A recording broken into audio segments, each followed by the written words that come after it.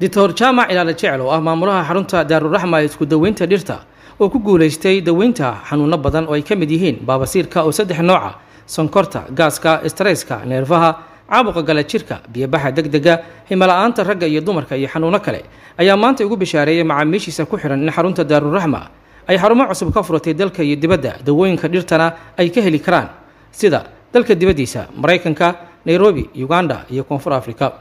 halka gudahana aad ka heli karto magaalada Gaalkacyo Garowe Boosaaso iyo Galaadi oo ah dowlad deegaanka Soomaalida ee Itoobiya. Assalaamu calaykum waraxmatullaahi wabarakaatuh. Dhammaan waxaan ka salaamayaa dadka luqadeeda garanaya oo Soomaaliya ku hadla meel kasta adduunka joogeen inaan soo kordhiyay daaruraxma xarun cusub ay ka furatay meesha la yiraahdo Koonfur Afrika. Waxaan ka sameynay xarun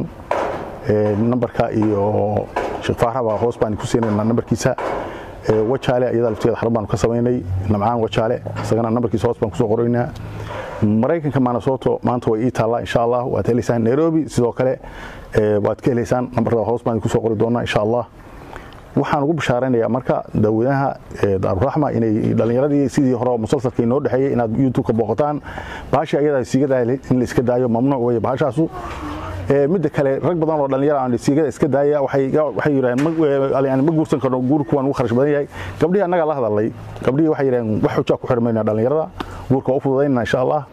Dr. Jamac ayaa sidoo kale macaamiishii hore dawada u qaadatay kula dardaarmay inay dhameystaan waqtiga loogu talagalay dawada oo ah 3 bilood. Waxaan ugu bishaaraynayaa dhammaan macaamiisha talooyin badan oo aan siinay inay dib u eegaan daawadeenu wax badan baa Ilaahay nagu gooliyo waad ogtihiin oo YouTube-kiga yani markaad booqataan Dr. Jamac Ilaa la Jecel waxyaalo badan oo faa'iido leh baa isaanka Ilaahay siiyay annagana Ilaahay noo siyaadiyay nimcadiisa oo inaan ku shukranno waafajiyo waa Ilaahay baan weydiisanaynaa waxaan halkan digniin caafimaad ugu dirayaa dadka daawadeeda qaata inaysan isticmaalin lindanaad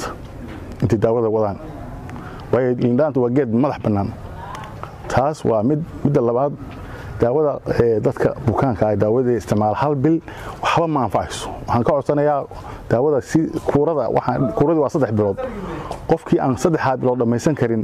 inuu faraha ka qaado waayo lacag bool ka qaadanaynaa wixii wax tarmaya waxna waa naga sheegaya